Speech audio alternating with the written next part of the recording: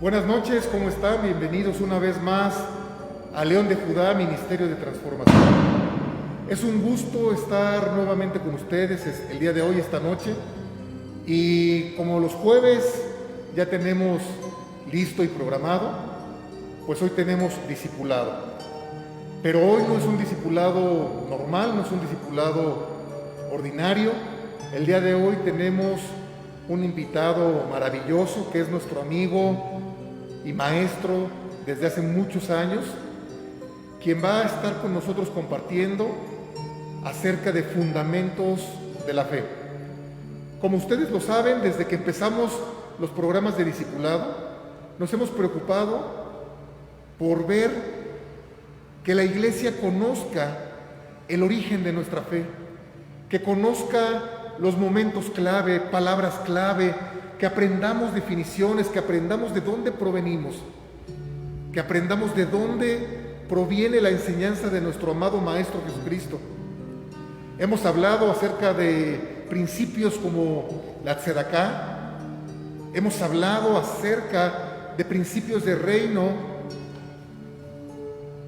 como por ejemplo, no solamente la tzedaká, sino también hemos hablado de la teshuvá, hemos hablado de varios principios de shalom, principios y palabras que nos orientan y que nos llevan hacia una nueva comprensión de nuestra fe. ¿Con qué propósito? Con el propósito de que no caminemos a ciegas, de que no caminemos en un mundo de religiosidad, sino en un mundo de una relación verdadera e íntima con nuestro maestro, amado maestro, Yeshua HaMashiach. Así que he invitado a un hombre que quiero mucho, que aprecio mucho, que no solamente lo considero como un amigo, sino que además lo considero como un maestro para mí y sobre todo como un hermano. Los voy a dejar con mi gran amigo, Javier Galaviz. Amén y amén. Vamos a pasar. Gracias.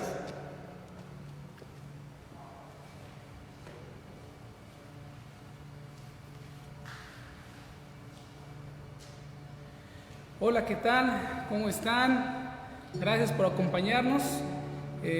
Primero que nada, le quiero dar las gracias a mi hermano, a mi amigo, a su pastor, al pastor Salvador Rivera, por esta invitación y darle también la gloria a nuestro Dios, a nuestro Padre eterno, que Él es el que nos permite estar el día de hoy en este lugar. Él nos está dando la oportunidad del día de hoy de compartir con cada uno de ustedes. Así que hoy y las próximas 3 reuniones, si Dios nos permite, estaremos aquí compartiendo los fundamentos de la fe cristiana. ¿Y hacia dónde tenemos que mirar para ver los fundamentos de la fe cristiana? Indudablemente tenemos que dar una mirada al pueblo de Israel. Antes de comenzar con este discipulado, me gustaría hacerles unas preguntas que tal vez ustedes se han hecho. ¿Sabe usted cuál es nuestra conexión con el pueblo de Israel? ¿Sabe si existe alguna conexión entre el cristianismo y el judaísmo? ¿Sabe qué tiene de especial el pueblo de Israel que no tienen ninguna de las demás naciones? Todo esto lo vamos a resolver, vamos a intentar más bien resolverlo en estos 4 discipulados.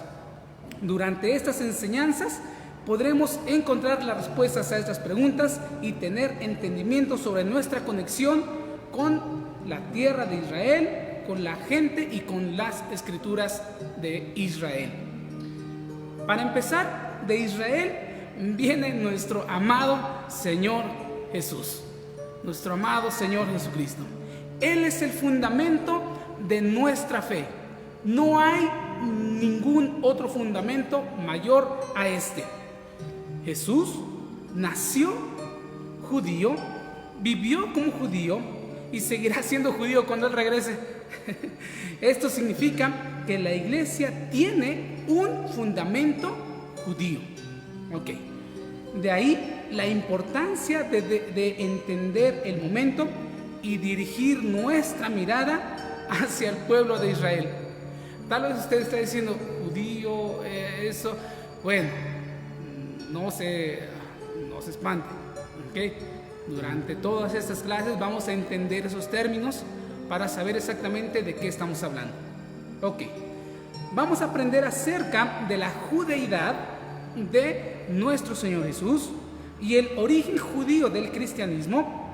Y esto, para usted, va a ser una experiencia que puede cambiar su vida como ha transformado la mía.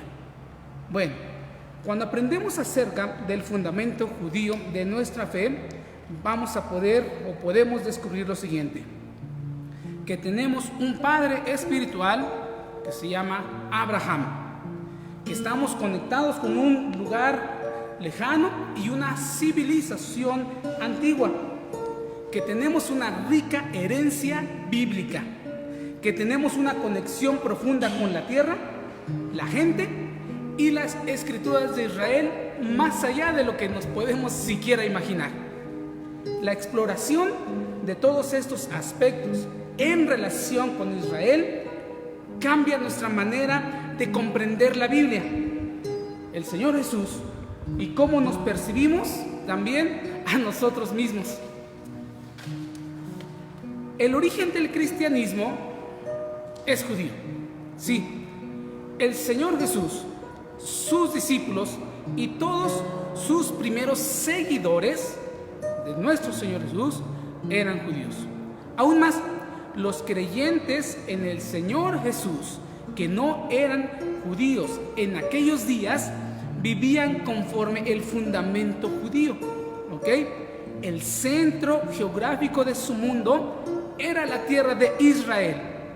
Sus hermanos en la fe eran el pueblo de Israel, y su instrucción provenía de las escrituras de Israel. Aunque el fundamento del cristianismo es judío, se ha mantenido oculto o sepultado. La judeidad de nuestro Señor Jesús se ha escondido. El origen de la fe ha sido prácticamente olvidado en estos tiempos. No mucho tiempo después de la muerte de los apóstoles de nuestro Señor, perdimos prácticamente toda nuestra conexión con la tierra, con la gente y con las escrituras de Israel. Vamos a ver por qué se perdió esa conexión en estas clases. ¿Okay? Por casi 2000 años hemos estado alejados de nuestro fundamento. Miren qué dice Romanos 11, del 16 al 18. Y si el primer pedazo de masa es santo, también lo es toda la masa. Y si la raíz es santa, también lo serán las ramas. Y tú, siendo un olivo silvestre, se está refiriendo a nosotros, fuiste injertado entre ellas y fuiste hecho partícipe con ellas de la rica savia de la raíz del olivo. Recuerda que tú no eres el que va a sustentar la raíz, sino que la raíz nos va a sustentar a cada uno de nosotros.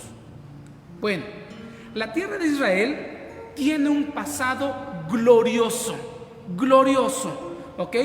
Es el escenario donde ocurrieron casi todos los relatos que a través de nuestra vida hemos escuchado de la Biblia.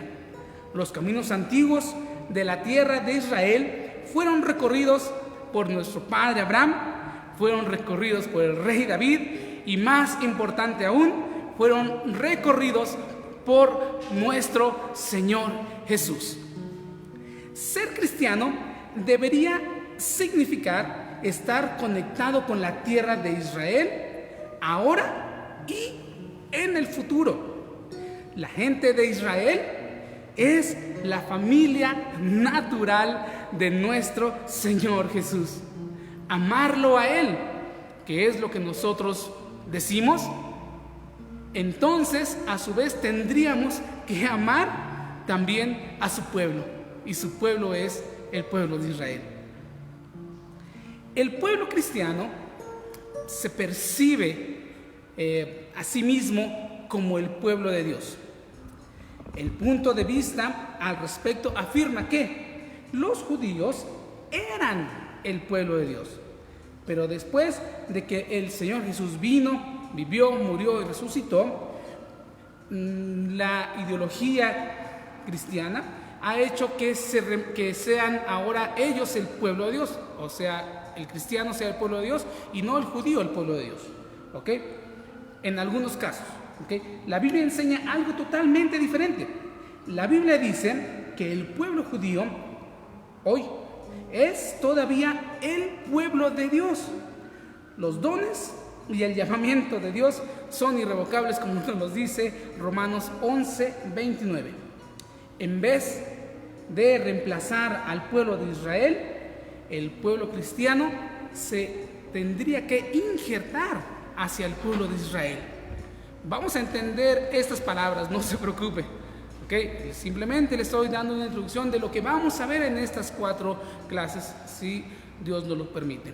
Así que comencemos con nuestro estudio, donde aprenderemos cómo toda nuestra Biblia, sí, toda nuestra Biblia habla sobre todos los aspectos de Israel, el pueblo elegido de Dios. Sí, se ha preguntado usted, yo aquí tengo mi Biblia, yo creo que usted en casa tiene una Biblia, aunque el día de hoy las Biblias de este tipo han sido cambiadas por las Biblias digitales. Yo le recomiendo siempre tenga usted una Biblia en casa, ¿ok? Es mucho mejor. Bueno, la historia central de esta Biblia no habla de otra cosa, sino de un pueblo, que es el pueblo de Israel. Habla cómo el Señor buscó a una persona para poder decir, voy a tener un pueblo escogido en esta tierra. ¿Ok? Bueno, vamos a darle una pequeña introducción a esto. La palabra de Dios escrita en la Biblia consta de 66 libros, los cuales están divididos en Antiguo Testamento y Nuevo Testamento. De esta forma es como conocemos la Biblia al día de hoy, pero no siempre fue así. ¿Ok? Sin embargo, cuando la palabra de Dios escrita fue entregada por primera vez a Moisés en el monte Sinaí, eran rollos sin divisiones de capítulos ni divisiones de versículos y sin subtítulos, ¿ok? Tal como el día de hoy están la mayoría de nuestras Biblias. En ese primer momento, la palabra de Dios estaba escrita en solo 5 rollos, ¿ok? Que estaban escritos en idioma hebreo. No estaban escritos ni en español, ni en inglés, ni en griego, ¿ok? Nosotros conocemos esa parte de la Biblia como el Pentateuco, que es los primeros 5 libros de la Biblia, que están Génesis, Éxodo, Levítico, Números y Deuteronomio. Usted y yo tenemos hoy estos libros en esta parte de nuestra Biblia, ¿ok? Pero no siempre fue así. Estos eran, como ya le dije, eran rollos que fueron escritos a mano, ¿ok? Nos cuentan, nos dice la palabra, los sabios dicen que fue escrito por Moisés, ¿ok? Entonces, ¿cómo le llamaban ellos o cómo conocían ellos esos 5 rollos de la Biblia? Usted y yo los conocíamos o los conocemos el día de hoy como Pentateuco, ¿ok? Ya está esta sección, pero en su momento se llamaba o lo conocían como Torá. ¿Ok? Vamos a ver qué significa esa palabra, qué es. Ok, entonces digamos que si usted tiene una Biblia en casa, ¿ok? Usted en su Biblia tiene una Torá o tiene un Pentateuco. ¿Qué quiere decir? La Torá no es un libro externo o un libro ajeno a su Biblia. Usted tiene una Torá en su casa. Esta es una Biblia textual, ¿okay? Versión 4ª edición, es la que yo tengo aquí, pero en una Biblia Reina Valera, una Biblia Nueva Versión Internacional, todas traen esos libros y entonces podemos concluir que todos en casa que tienen una Biblia, tienen una Torá en casa. Muy bien, posteriormente a esos 5 rollos se fueron añadiendo uno tras otro con el pasar de los siglos, hasta conformar los 39 rollos que hoy conocemos como Antiguo Testamento. Y como le dije hace un momento, no siempre se llamó Antiguo Testamento el Antiguo Testamento. ¿Okay? En hebreo, a esta sección, vamos a ponerla aquí en nuestra Biblia. ¿Okay? Listo. Aquí está nuestra Biblia. En esta sección que es el Antiguo Testamento, ¿okay? Que hoy lo conocemos de esa manera, en el cual está conformado por la Torá, que es hasta acá, o Pentateuco, Torá, hasta Deuteronomio. Después viene una sección que son los profetas, ¿okay? A esa sección se le llama Nevi'im en hebreo, es profetas, Nevi'im. Y los otros escritos, que son Ketubim, que son como Lamentaciones, Salmos, Proverbios, todos estos. Tal como nuestro Señor Jesús lo mencionó en Lucas 24:44. ¿Qué nos dice ahí? Y les dijo: estas son las palabras que os hablé, estando aún con vosotros, que era necesario que se cumpliese todo lo que está escrito de mí en la ley de Moisés, en los profetas y en los salmos. Usted lo puede verificar en Lucas 24:44. ¿Qué quiere decir? Que entonces todo este Antiguo Testamento, o Tanaj, o Torah, Nevim, Ketubim, ¿okay? Todo esto nos está hablando de una sola persona, que es Jesús, el Mesías de Israel. ¡Wow! Y todo lo que está escrito aquí tenía que cumplirse, como bien lo dijo aquí en Lucas 24:44. Bueno, al Nuevo Testamento lo conforman 27 libros escritos por los apóstoles o enviados, es como la traducción más correcta, de nuestro Señor y Salvador Jesús. ¿Okay? Por lo que también podemos identificar a estos libros como los escritos apostólicos, que narran la vida, la muerte, la resurrección de nuestro Mesías Jesús y los hechos que ocurrieron posteriormente. Así entonces, miren, para entender y conocer el contexto en el que los libros apostólicos fueron escritos, necesitamos conocer todo lo que está escrito en el Antiguo Testamento o Tanaj. ¿Qué quiere decir? Que si usted quiere entender todo lo que dice de Mateo hasta Apocalipsis, tendría usted que leer primero todos estos libros. ¿Okay? Porque bueno, yo me imagino que usted a lo largo de su formación académica, usted ha leído libros.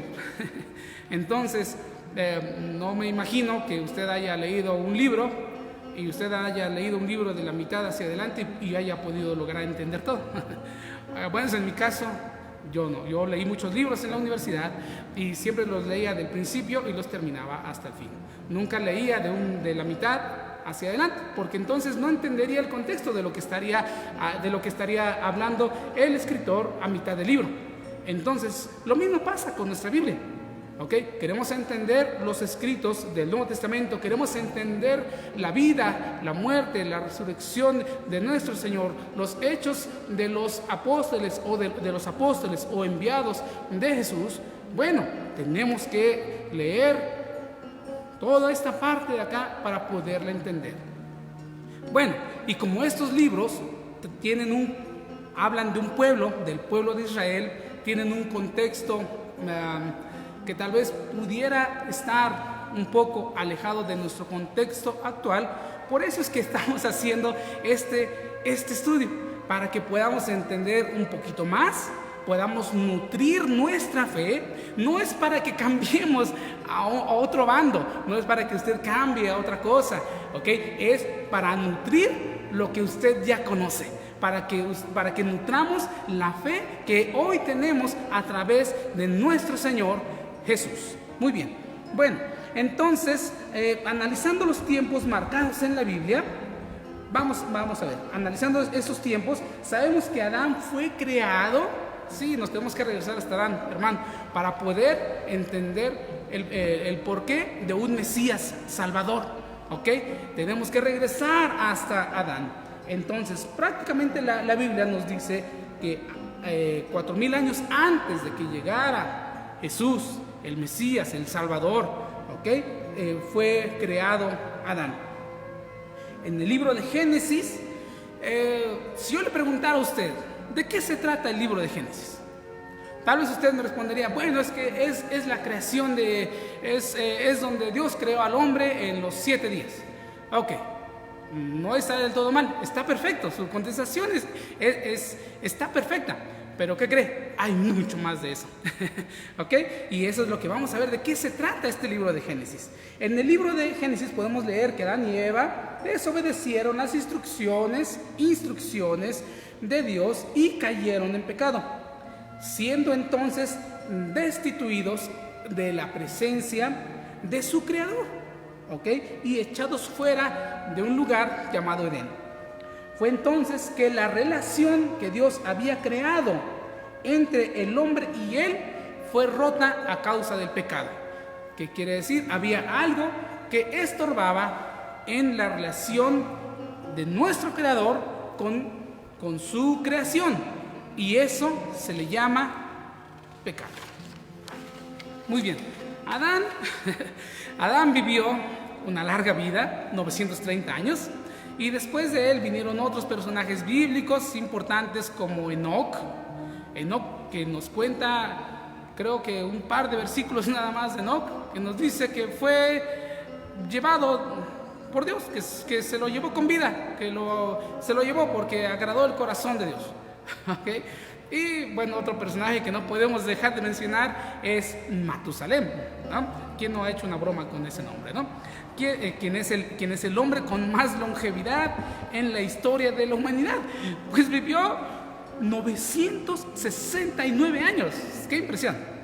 Bueno, al paso de un siglo después de la muerte de Adán, nace Noé, cuyo propósito de Dios es sobrevivir junto con su familia al gran diluvio enviado para desaparecer a toda la humanidad, porque la humanidad se había descarriado, la humanidad estaba más inclinado hacia hacer el mal que a buscar a su Dios, e increíblemente solamente pudo haber, o entre toda la creación, solamente hubo una familia que buscaba a Dios, un hombre llamado Noé. Muy bien, entonces debido a la maldad que se había extendido por toda la tierra, Noé vivió 950 años, tuvo 3 hijos, Sam, Cam y Jafet, cuyos descendientes poblaron la tierra nuevamente y formaron así las 70 naciones de las cuales nos habla la palabra. Descendientes de Cam en particular, no sé si usted ha escuchado hablar del rey Nimrod, que fue aquel que se rebeló contra Dios y estableció reinos como Babel, Asiria y Nínive. Aquel Nimrod que hizo esa torre para poder decir voy a ir a pelear en contra de Dios. No, al día de hoy podemos ver esas palabras y decir, bueno, ¿cómo va a ser posible, no? Bueno, pero en ese tiempo este rey quiso desafiar la autoridad del Dios Todopoderoso. Por otro lado, de los descendientes de Sem nació Abraham, alrededor del año 2000 antes de Jesús, antes del Mesías. Hasta ahí se va poniendo interesante el asunto, no se distraiga. Desde Adán había pasado información de padres a hijos, de generación en generación, que contaba lo sucedido con Dios y el pecado de Adán y Eva, la destrucción del mundo con el diluvio y demás detalles que habían sucedido durante esos 2000 años.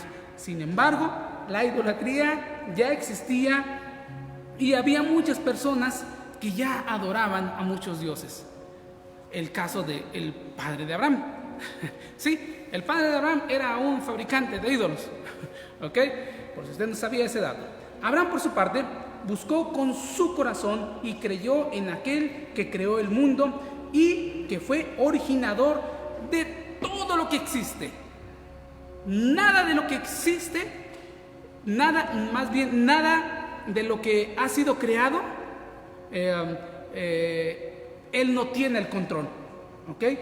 Así Dios le llamó su amigo a Abraham, según nos dice Isaías 41:8 y Santiago 2:23. A ver, aquí quiero hacer un pequeño paréntesis. ¿Cómo fue entonces? Abraham tuvo que tener una luz de algún lado que lo hiciera a él decir: solamente hay un Dios creador. ¿Qué no él ya lo sabía? No, imagínense, su padre era un constructor de ídolos para ese tiempo. Entonces cuentan los sabios que él miraba hacia el cielo y vio el sol y dijo: el sol tiene el control de todo, él es el que maneja todo el universo. Pero ¿qué cree? Pasaban unas horas y el sol se ocultaba y salía la luna. Entonces dijo: no, el sol no puede ser el que maneja todo, porque ahora hay otro que está en el cielo. Y entonces él dijo: él es el que controla todo. Y entonces se da cuenta que no. Entonces dice: bueno, ¿será el viento? ¿Será el agua? ¿Qué es entonces? En su corazón había una necesidad muy tremenda. Decía: ¿quién está detrás de todo esto? Entonces, con ese anhelo en su corazón, Dios, el Dios creador, el Dios de las historias de las historias que hasta ese momento él conocía, que habían pasado de boca en boca, de Adán, de Eva, de Enoc, de Noé. Entonces ese Dios se le revela a Abraham, y entonces él acepta y dice: solamente hay un Dios, el Dios creador, no hay nadie más, y de él provienen todas las cosas. Entonces, gracias a ese entender que él tuvo, el Padre, el Dios creador, le da una promesa que hasta el día de hoy tiene una vigencia tremenda para nosotros. Bueno, entonces, de esta manera Dios elige a Abraham para que de su descendencia, Dios formara a un pueblo, a su pueblo, e hizo con él un pacto. ¡Wow! Dios haciendo un pacto con un hombre. ¡Qué tremendo! Era el segundo pacto que Dios hacía con los hombres. ¿Cómo? ¿El primer pacto dónde fue? Bueno, mire, el primer pacto fue con Noé. ¿Se acuerdan? Cuando Dios dice: voy a destruir a todos porque se salieron del huacal. ¿Ok? Entonces él dice: ya no los voy a destruir más con agua. Ese fue el primer pacto. Entonces él forra un arco de luces en el cielo, y ese es el pacto. Le dice a Noé: ya no los voy a destruir más. ¿Ok? No te preocupes, ese es un pacto incondicional, que aunque el hombre se rebele, aunque el hombre reniegue de Dios, Dios no lo va a destruir de esa manera. De esa manera, claro, lo puede destruir de otra, pero de esa no. Okay. Bueno, entonces a Abraham le da un segundo pacto, ¿ok? Entonces ese pacto es el que yo le digo a usted que está vigente hasta el día de hoy, 2020, a punto de concluir este año. Este pacto incondicional, igual que el anterior, porque Dios promete cumplir pese lo que pase, y no pone condición para su cumplimiento, e incluye las siguientes promesas. Mire lo que incluye, solamente porque Abraham le creyó a Dios y creyó que él era el Dios creador, que nada existía fuera de él y que todo lo que existía provenía de él. Solamente por eso, ¿puede usted creerlo? Entonces le dice a Abraham: haré de ti una gran nación. Número 2, le dice: te bendeciré. Número 3, engrandeceré tu nombre. Wow, al día de hoy seguimos hablando de Abraham, ¿ok? Serás bendición. Bendeciré a los que te bendigan y maldeciré a todo aquel que te maldiga. Y aquí este punto, apúntelo, es importante. Nos dice: en ti, Abraham, serán benditas todas las familias de la tierra. No dice algunas, dice todas, absolutamente todas las familias de la tierra. Entonces, nuestra bendición viene, o somos bendecidos, porque una persona le creyó a Dios y creyó que Él era el único, que no existía nada en el mundo. ¡Wow! Y Abraham y de Abraham, él es la cabeza, por llamarlo, de esa gran nación que se iba a construir hasta la tercera generación de Abraham. Porque él no logró ver esa gran nación, él solamente la imaginó. ¿Y cómo la imaginó? ¿Cómo el Padre le hizo que tuviera la visión de cómo sería esa nación? Simplemente le dijo: mira, si puedes mirar hacia el cielo y si puedes contar las estrellas, así serán tus hijos. ¡Wow! Usted y yo, el día de hoy sí podemos contar las estrellas porque hay mucha contaminación. Salen 3, 4 estrellas, ¿verdad? Pero si usted se va a un lugar donde no hay contaminación, usted no puede contar las estrellas. ¿Ok? Bueno, entonces, desde ese momento, Dios tenía un plan con la descendencia física. ¿Ok? Descendencia física de Abraham, la gran nación. Eso lo podemos ver en Génesis 12:2.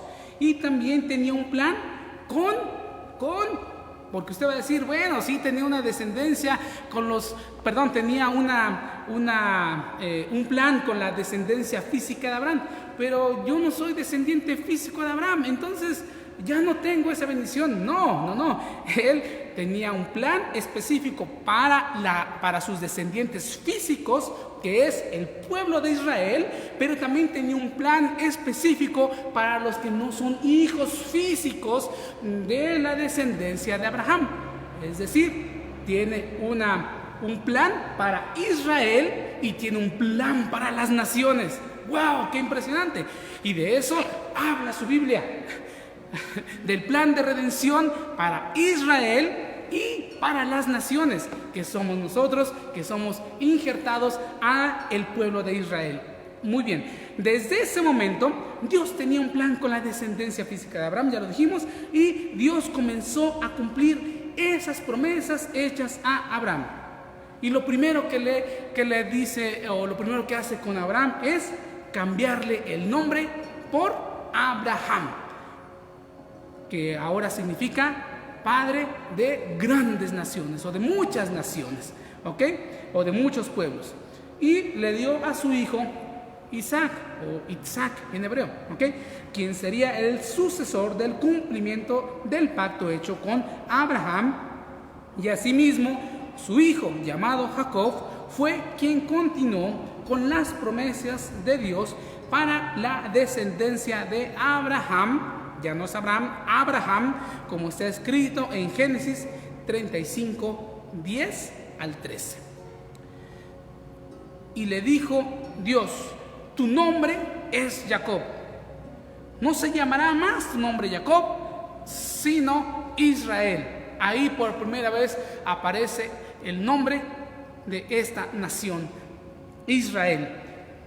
Israel será tu nombre, y llamó su nombre Israel. También le dijo Dios: yo soy el Dios omnipotente, crece y multiplícate. Una nación y conjunto de naciones procederán de ti, y reyes saldrán de tus lomos. La tierra que he dado a Abraham y a Isaac, la daré a ti y a tu descendencia. Después de ti daré la tierra. A Jacob le cambió el nombre por Israel, y tuvo 12 hijos conocidos como las 12 tribus de Israel. Bueno, esta fue la introducción nada más a este curso. Por lo tanto, vamos a seguir. Ya vieron ustedes que vamos a hablar de Israel en ese sentido. Tenemos que conocer todo lo que nos habla de esta nación. ¿Qué tenemos que ver si nosotros no somos... yo vivo en México, no sé usted, pero yo vivo en México, yo vivo aquí en Toluca, ¿ok? Yo no vivo en Israel, yo no soy un descendiente físico de Israel. Por lo tanto, hay que ver cuál es el plan de Israel, para Israel aquí, y cuál es el plan que Dios tiene para mí, que no soy Israel, que no soy parte de esa nación física. ¿Qué plan tiene aquí? ¿Ok? Muy bien. Bueno, dijimos que Jesús nació como judío, y ahorita vamos a entender esos términos de judío, ¿ok? Para que usted lo tenga bien claro, ¿sale? Pero bueno, hablamos ya de Abraham, hablamos que Dios le cambia el nombre por Abraham, que ahora va a ser padre de naciones. Dijimos que Abraham tuvo a su hijo Isaac, y Isaac tuvo a Jacob. Ellos fueron los primogénitos. Los primogénitos siempre tuvieron la otra contraparte, ¿no? Abraham tuvo a su hijo Isaac, la contraparte fue Ismael. Jacob fue el hijo que siguió la promesa, ¿ok? Y la contraparte fue Esaú, ¿ok? Y de ahí de los hijos de Israel, vienen las 12 tribus de Israel. Bueno, mire, la comunidad cristiana León de Judá, estamos hablando, Judá es una tribu, una de esas 12 tribus de Israel, ¿ok? ¿Y cómo se llaman las otras 11? ¿Qué tienen que ver las otras? ¿Por qué no se llamó el león de la tribu de Isaacar? ¿Por qué no se llamó el león de la tribu de Efraín? No, es el león de la tribu de Judá. ¿Qué quiere decir? Que cada tribu jugaba un papel muy específico, ¿ok? Y es lo que vamos a ver. ¿Sabe usted el nombre de las 12 tribus de Israel? Se los voy a dar rápidamente. Rubén, Simeón, Leví, Judá, Isaacar, Zabulón, Dan, Neftalí, Gad, Aser, Benjamín y Leví. ¿Ok? Bueno. No sé cómo ando de tiempo, espero... Ok, perfecto, muy bien. Me dicen que tengo 2 horas más, excelente. Muy bien. Mire, usted sabe, y creo que sabe usted esa historia de José. Muchos lo conocen como José el soñador, porque tenía grandes sueños, ¿ok? Hay películas de José, bueno, aunque déjeme decirle algo, Tal vez el día de hoy usted se nos hace muy normal hablar y decir estas cosas, pero créeme, hay muchas personas alrededor del mundo que no saben quién es José, ¿ok? Así que bueno, vamos a estudiar un poquito más y esto va a ver cómo va a cambiar vidas. Muy bien, entonces, de los hijos de Jacob, de los hijos de Israel, hubo este personaje, José, usted lo debe de conocer, el que era el hijo de la esposa o de la más amada de Jacob, ¿ok? Recuerde, Jacob tuvo 4 esposas. El día de hoy eso está prohibido, hermano. No diga que como el hermano dijo que tenía 4 esposas, pues yo ya voy por la segunda o tercera. No, hermano, eso ya no es, ¿ok? Había un propósito específico. Entonces, tuvo a su hijo, que en ese momento era el menor fue Benjamín, ¿ok? El hijo antes del menor fue José, al que usted sabe, Jacob era su favorito. ¿Por qué? Porque era de la mujer que más amaba. Entonces le hizo una túnica de colores y bueno, usted sabe que los hermanos sentían envidia porque Jacob quería más a José, porque veía que José era el que iba a continuar todo lo que él había hecho. Así como lo vimos con Abraham, Isaac, Jacob, entonces José era el que iba a seguir toda esta parte. Muy bien, entonces José es vendido como esclavo a otras personas y termina llegando a Egipto, ¿ok? Él en ningún momento hasta ahora ha renegado de Dios, ¿ok? Hasta en este momento. Él llega a Egipto, llega como esclavo, llega como sirviente de Potifar. Y entonces Potifar, la esposa de Potifar lo engaña, quiere seducirlo y por una extraña razón, José, que se había ganado la confianza de Potifar, termina 20 años en un pozo. Y fue literal un pozo, literal. Un cuarto podría ser de 2x2, húmedo, con animales, ratas. Ahí, el soñador, el que iba a seguir la obra de Jacob, termina en un pozo por 20 años. ¡Wow! ¡Qué impresión! Jacob obviamente está devastado totalmente. La palabra nos enseña que prácticamente él es un muerto en vida, porque su hijo, en el que tenía toda la esperanza, pero él tenía otros 11 hijos. No, pero él sabía espiritualmente lo que iba a pasar. Entonces él, al ver que esa promesa se había perdido, pues él nos dice prácticamente que él es un muerto en vida. Él ya no vive, ¿okay? Porque es demasiada tristeza hay en su corazón.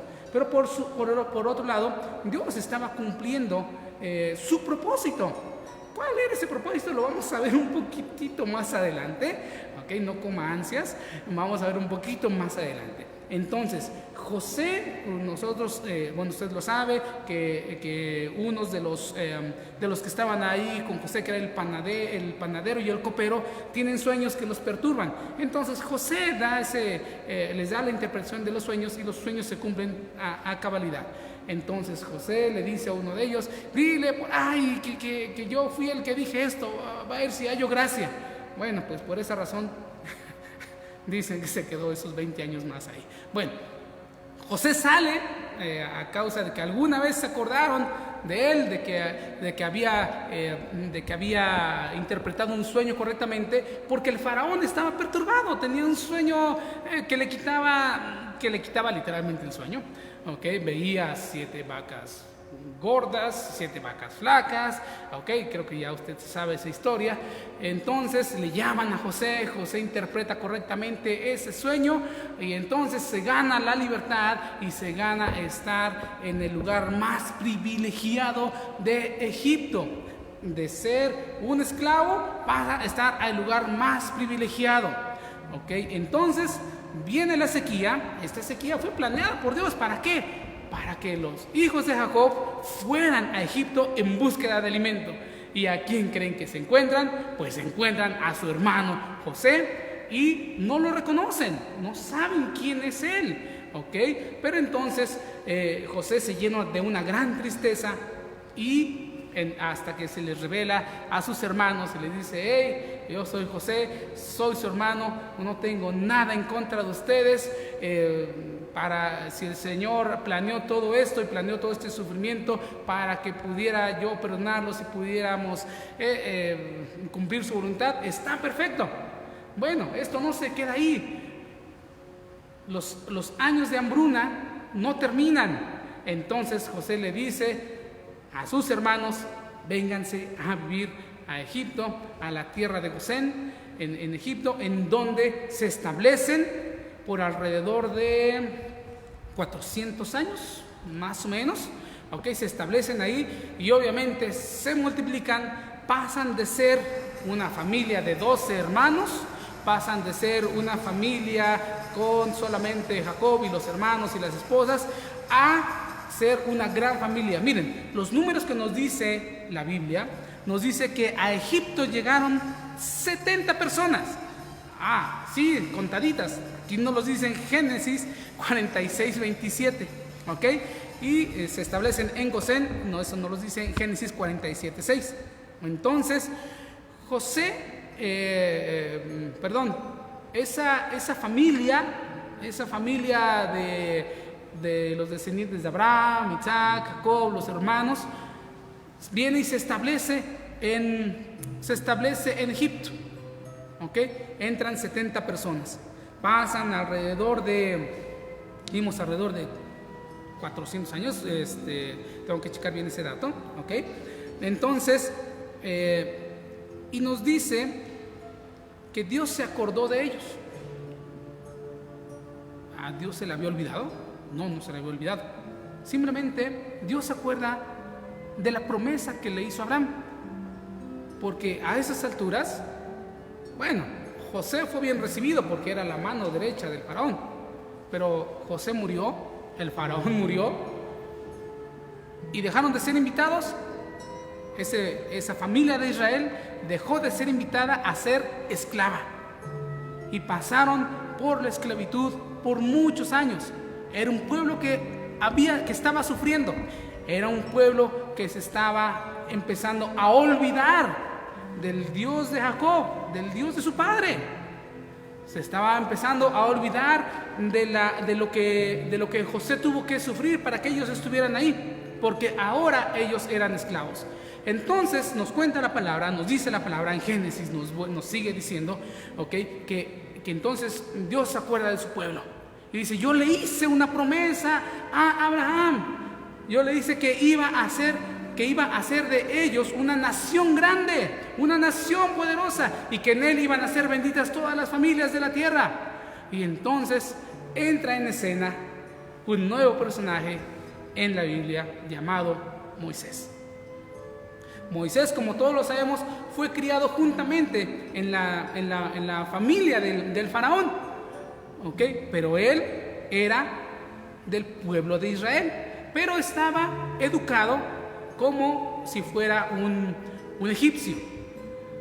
Entonces él se conmueve de ver cómo maltratan a sus hermanos del mismo pueblo de Israel, y entonces Dios le da una misión. Muy bien, hasta ahí vamos bien. Entonces Dios le da una misión a Moisés. Dios le dice a Moisés: libera a mi pueblo. Esa es la instrucción que Dios le da a Moisés. Si le quieren llamar, es un enviado, es un elegido, es un ungido para ese tiempo, para sacar al pueblo de Israel de la esclavitud de Egipto. Y la otra misión que le dice que haga es: y dales una instrucción, dales una ley, porque van a dejar de ser esclavos, pero no para que estén en un libertinaje, sino para que me sirvan a mí. Van a dejar de servir a Egipto y ahora me van a servir a mí.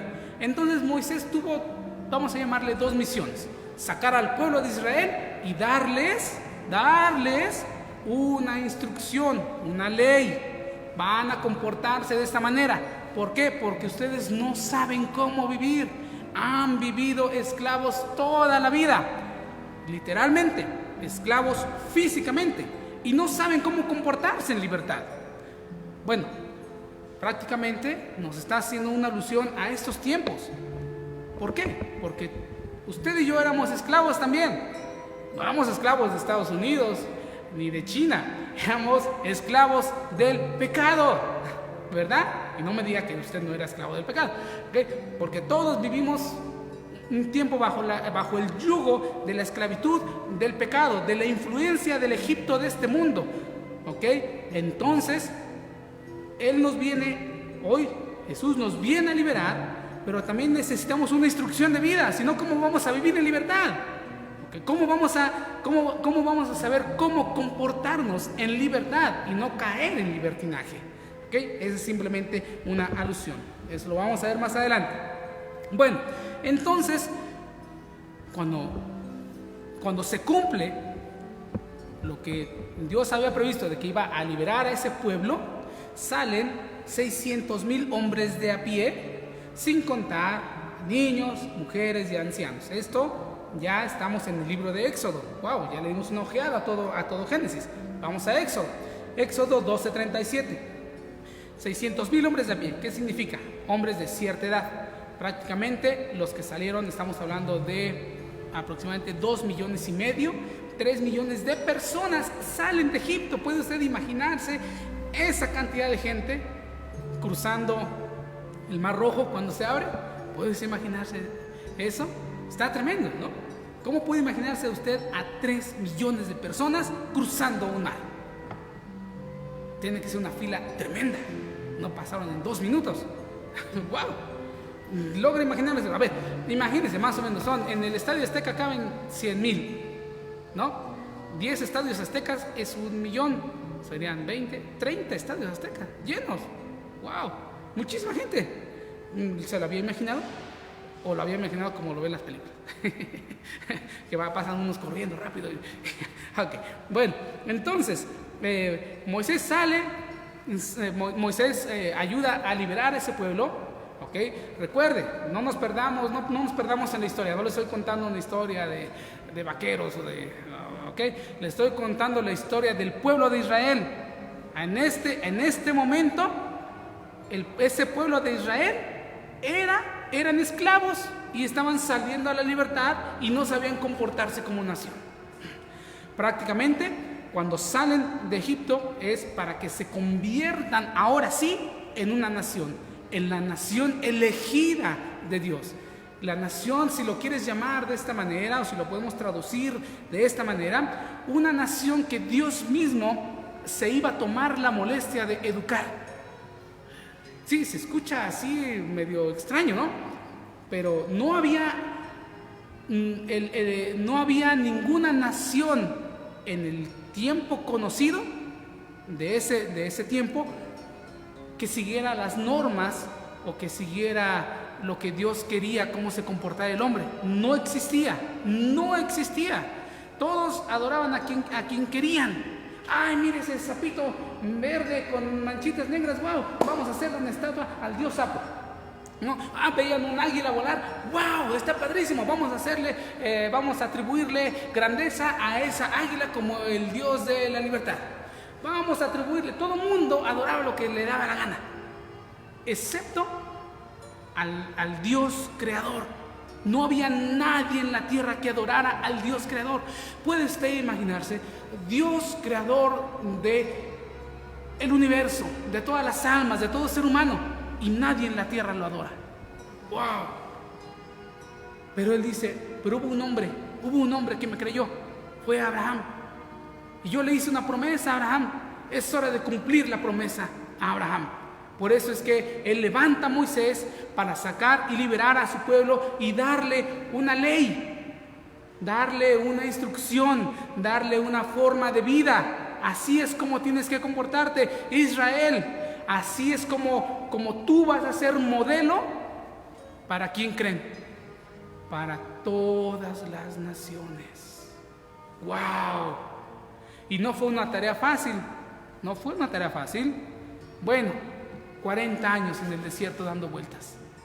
En esos 40 años muchos van a decir, ¿pero por qué 40 años? Bueno, 40 años, si lo quiere ver usted de esta manera, 40 años le costó a Dios educar a un pueblo, quitarle la mentalidad de esclavo y ponerle la mentalidad correcta. No vas a trabajar para nadie, no vas a adorar a nadie, no vas a hacerte ídolos de nadie, solamente yo soy el Dios creador de este universo, yo soy el infinito, yo soy todo lo que existe, yo soy, en mi mano tengo el poder de la vida y de la muerte.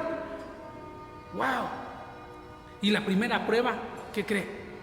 La primera prueba que tuvo el pueblo de Israel, reprobó. Sí, hermano, así como usted y yo también hemos reprobado muchas pruebas, no me diga que no. Pero el pueblo reprobó la primera prueba. Sale Moisés, sube al monte Sinaí, y cuando va bajando con las tablas, el pueblo ya estaba adorando otra cosa. ¿Qué hace Moisés? Señor, si yo les entrego estas tablas, los voy a acabar. Y Moisés, ¿qué hace? Rompe las tablas, y ahí el pueblo de Israel, hay ciertas consecuencias que las vamos a ver más adelante, ¿ok? Pero lo importante ahí es que la primera prueba para el pueblo de Israel se pierden esa prueba. ¡Wow! Pero aún así Dios sigue teniendo misericordia de su pueblo. ¿Por qué? Porque Dios es fiel a su palabra. Dios le había prometido eso a Abraham, y eso es lo que va a hacer Dios con este pueblo. Pasan 40 años en el cual este pueblo es educado. ¿En qué? Es educado aquí, en los primeros 5 libros de tu Biblia. Ahí lo vas a ver en Levítico, lo vas a ver en Deuteronomio, cómo les dice: no hagas esto, no hagas aquello. Ok, tú como pueblo escogido, tú descendiente de Abraham, de Isaac y de Jacob, tú que eres Israel, te mando a ti, Israel, que hagas esto y esto. Hace una ley, hace una cuestión de sacrificios específicos para cada cosa. Eso lo puede usted ver en Levítico y en Deuteronomio. Y entonces les da una legislación, si usted lo quiere ver de esa manera, específica para un pueblo. Él no está diciendo que todas las demás naciones se van a comportar, que hagan eso. Él está diciendo, tú Israel tienes esta tarea. Tú Israel eres mi pueblo santo. Eres mi tesoro escogido. Eres la niña de mis ojos. Tú Israel, a ti te voy a enseñar esto. Para que seas, no para que te llenes de orgullo. No, imagínate. No es para que te llenes de orgullo. Y voy a terminar con esto. No es para que te llenes de orgullo, sino para que seas luz a las naciones. ¿A qué naciones? Aquí, a México, a El Salvador, a Guatemala, a Colombia, a Estados Unidos, a China, a Rusia. Tú, Israel, te mando a hacer estas cosas en específico para que seas luz a las naciones. Si tú quieres saber más, no te pierdas la siguiente sesión. Es el próximo jueves a la misma hora. Vamos a ver, obviamente, pues la muerte de Moisés, quién es su sucesor, qué es lo que sucede después de que Moisés muere, cómo se levanta este hombre de Dios. Y vamos a ver otros aspectos muy, muy relevantes. Así que no te lo pierdas. Y si de lo que hoy hablamos tienes alguna duda o no sé, por favor, escríbelas ahí en los comentarios del Facebook. Escríbenos ahí tu pregunta que tengas. No vais a preguntar otras cosas que no vimos aquí, porque eso que estabas preguntándote va a ser resuelto en las siguientes clases, te lo garantizo. ¿Ok? Pero si de lo que vimos tienes alguna duda, mándanos ahí tu pregunta y la siguiente sesión la vamos a responder. Así que, mira, en esta hora pudimos estudiar todo el libro de Génesis. ¡Wow! Yo te recomiendo que esta semana verifiques lo que yo te dije y te leas Génesis. ¿Ok? Así que léelo y las dudas que te surjan, estamos para servirte. Muchas gracias por tu tiempo, gracias por haberte tomado este tiempo para aprender un poco más de Él, porque siempre es necesario aprender un poco más. Lo que hoy estamos haciendo es simplemente poner una piedrita más en este fundamento de tu fe. ¿Ok?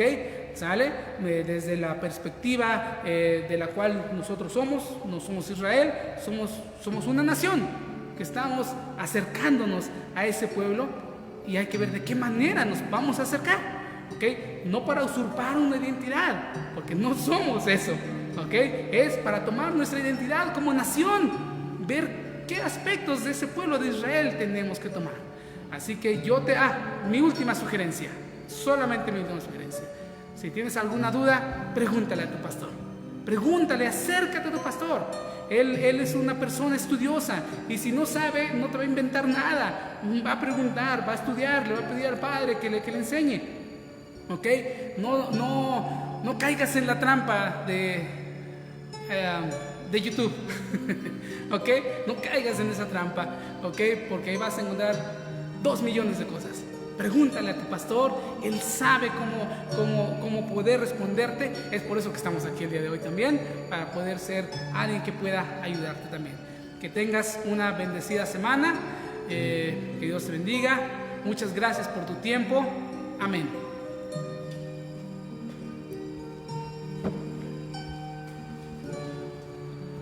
Le damos muchas gracias al maestro Javier Galaviz por esta tremenda enseñanza.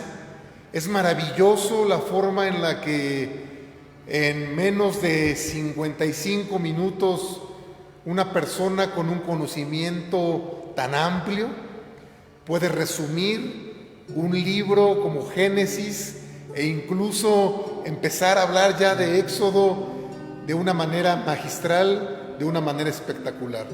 No sé tú, pero yo me quedo con ganas de pedirle al maestro Javier que vaya más despacio, porque es mucha información, y que nos vuelva a dar un repaso en cada semana, porque ha dado tanto alimento tan maravilloso, que quisiéramos repetir esta enseñanza, ¿verdad? Afortunadamente queda registrada en el Facebook, queda registrada en el YouTube, para que tú puedas repasarla las veces que lo creas necesario. Y bueno, qué maravilla, yo estoy sorprendido, agradecido. Sorprendido no, porque lo conozco y sé que es una persona que trabaja para el reino de Dios bajo los estándares de la excelencia, de lo mejor de su persona, y estamos muy agradecidos. Y respecto al pueblo de Israel, qué maravilla la explicación que nos dio, cómo fue elegido por el Padre para ser sacado de la esclavitud y ser elevado y ser levantado de la manera en lo que lo ha sido, para ser diseñada como la tierra, como el pueblo donde también vendría a nacer nuestro Salvador. Es maravillosa esta enseñanza. No te pierdas la semana que entra. El maestro tiene temas maravillosos para compartir. Creo que igual que yo, nos quedamos picados, nos quedamos centrados y casi quisiéramos pedirle que le diera otra hora más. Pero creo que tienes buena oportunidad para disfrutar de este alimento, para gozarlo y recordar las cosas maravillosas que el Padre puede hacer con lo pequeño. Nunca desprecies los pequeños principios, nunca. Porque el Señor, pudiendo tomar a Persia, pudiendo tomar a la Grecia, pudiendo tomar el imperio de Alejandro Magno, pudiendo tomar a Roma, pudiendo tomar a Egipto mismo, a Mongolia, Él decidió tomar el más pequeño de los pueblos para convertirlo en el más grande. Así que esta enseñanza de hoy, vaya contigo el resto de tu semana. Bendecimos la vida del maestro